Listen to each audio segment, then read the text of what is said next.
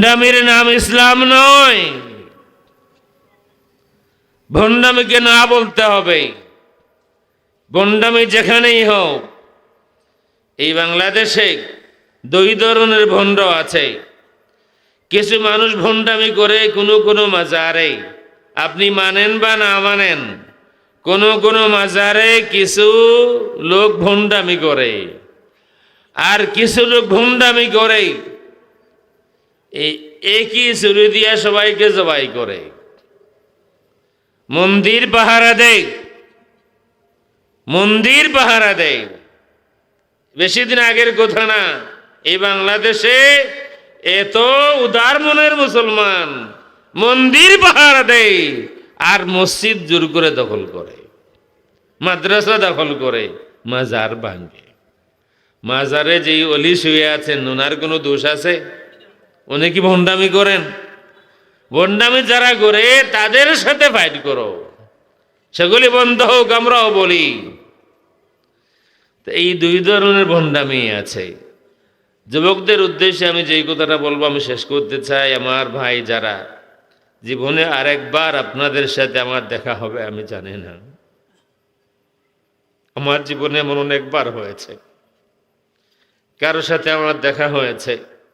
বিদায়ের সময় আমরা দুইজনই বলেছি যে কার সাথে কার শেষ দেখা হয়ে যায় কোন সময় দোয়া করবেন ভাই।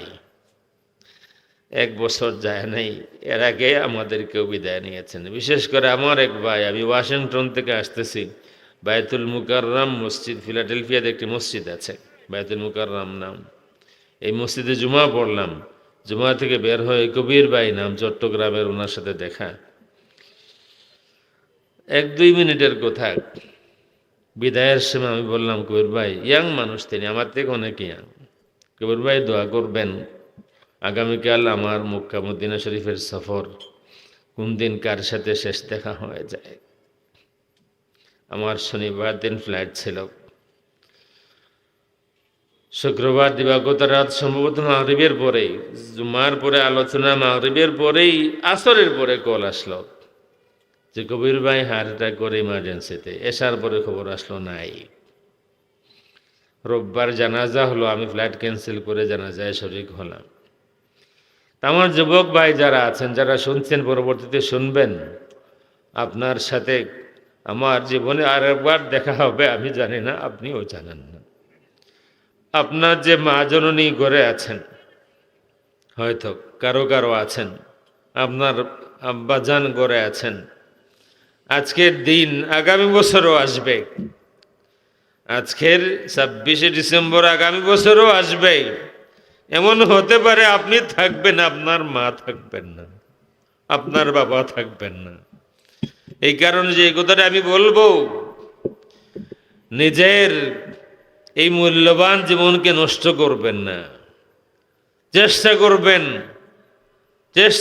আপ্রাণ চেষ্টা করবেন। আমরা তো অমুকের হতে চাই, আমরা তমুকের হতে চাই। এই অমুক তমুকের না হয়ে আসুন আমরা সকলেই মুহাম্মদুর রাসূলুল্লাহর কেউ হয়ে যাই। মদিনা শরীফে এক রাত 3টার সময় উহুদে জিয়ারতে গিয়েছি। যারা মদিনা শরীফে যান, আমি আপনাকে বলবো যে রাতের শেষ ভাগে যদি সুযোগ হয় উহুদে যাবেন। বিস্তারিত বলবো না, চেষ্টা করবেন মদিনা শরীফের সফরে রাতের শেষ ভাগে সাইয়্যিদনা হামজা রাদিয়াল্লাহু তাআলা আনহুর জিয়ারতে যাবেন। আমি জিয়ারত করে ফেরত আসতেছি, হঠাৎ একজনের সাথে আমার দেখা হলো। আমার অনুমান মতো উনি আহলে বায়তের কোনো সাইয়্যিদ হবেন, ইয়াং মানুষ। নাম জিজ্ঞাসা করলেন, কোন দেশ থেকে এসেছো? আমেরিকা থেকে। আতর দিলেন, আর বিদায়ের সময় আমাকে কবিতার ছন্দে একটি নসিহত করলেন। আমি ওনার নাম সেই সময় বলেছেন, বাট আমি ভুলে গিয়েছি, আমি জানি না, কিন্তু ওনার কথাগুলি আমি ভুলে নেই। আর আমার মনে হয় আমি ভুলতে পারবো এই কথাগুলি। আপনাদের দোয়া, আমার আরবিতে লেখা আমার কিতাবাদি 40-এর উপরে আছে, তার মধ্যে এই একটা আছে 800 পৃষ্ঠার একটা কিতাব, এটা মিলাদ শরীফ সম্পর্কিত আল ইহতিফালু বিল মাউলিদ বাইনাল ইফরাতি ওয়াত তাফরিদ, এই কিতাবের ভূমিকাটাও আছে। বিদায়ের সময় বললেন, কুন মুহাম্মাদিয়ান আলামিয়ান মুবাশশিরা ওয়ালা তাকুন তাইফিয়ান মুতাআসসিবান মুনাফফিরা। ওই সময় এতটুকু ভাবতে পারেনি, কিন্তু মুখস্থ করে নিয়েছিলাম এই কথাটা। যত দিন যাচ্ছে আমার মনে হচ্ছে এই কবিতার ছন্দের গভীরতা অনেক অনেক গভীরে। কুন মুহাম্মাদিয়ান, হে আল্লাহর বান্দা, দুনিয়ার মানুষ একজন অন্যজনের হয়, তুমি আর কারো হওয়ার চেষ্টা করো না। কুন মুহাম্মাদিয়ান, তুমি মুহাম্মদুর রাসূলুল্লাহ সাল্লাল্লাহু আলাইহি ওয়া আলিহি ওয়াসাল্লাম আর কেউ হয়ে যাও, তুমি মুহাম্মাদি হও। মদিনা শরীফে ফজরের নামাজের পরে আল্লাহর হাবিব সাল্লাল্লাহু আলাইহি ওয়া আলিহি ওয়াসাল্লাম জায়নামাজে মুসাল্লায় বসে আছেন। সাহাবায়ে কেরাম আসেন, যার যার মকসুদের কথা বলেন। আল্লাহর হাবিব সাল্লাল্লাহু আলাইহি ওয়া আলিহি ওয়াসাল্লাম সবাইকে দোয়া করে দেন। বিদায় দেওয়ার সময় একটি কথা বলে দেন, মাশা আল্লাহু কানা ওয়া মা লাম ইয়াশা লাম ইয়াকুন। আমার সাহাবীরে যাও, তোমার মকসুদ তোমার ব্যবসায় যাও, কিন্তু মনে রাখবা আল্লাহ রব্বুল আলামিন যা চান তাই হবে। আল্লাহ রব্বুল আলামিন যা চান না, যতই চেষ্টা করো তা তুমি পাবে না। প্রতিদিন ফজরের পরে আল্লাহ রসুল সাহাবায়ে কেরামের কথা শুনতেন, আর অনেককেই এই কথা বলে বলে বিদায় দিতেন।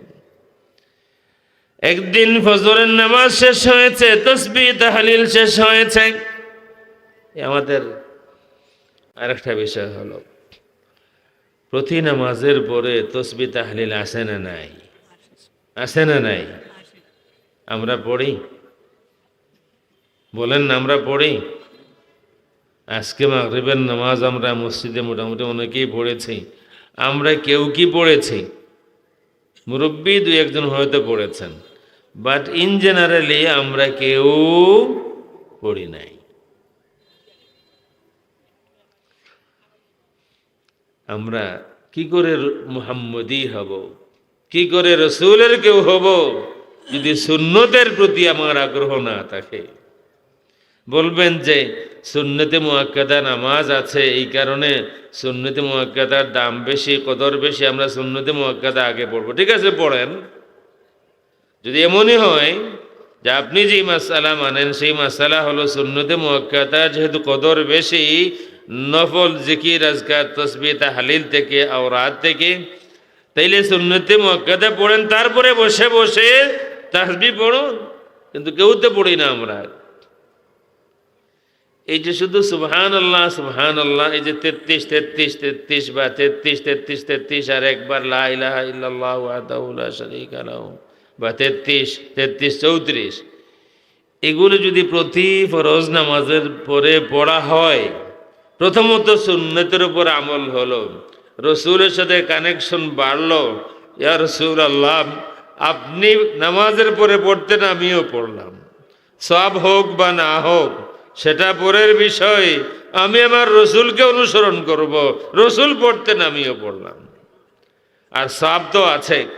আল্লাহর হাবিব সাল্লাল্লাহু আলাইহি ওয়া আলিহি ওয়াসাল্লাম বলেছেন, বান্দার গুনাহ যদি সাগরের ফেনা পরিমাণ এত বিশাল হয়ে যায়, এত বেশি হয়ে যায়, এই তাসবিহর গুরুত্ব এত বেশি, জিন্দেগীর সমস্ত গুনাহ মাফ হয়ে যাবে এই তাসবিহ আদায় করলে।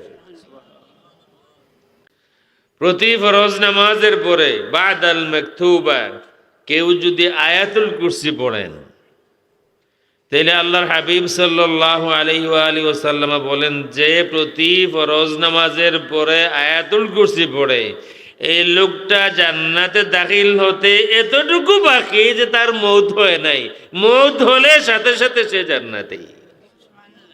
বলেন তো আমাদের পড়া উচিত কিনা? আমাদের গুনাহ আছে না নাই?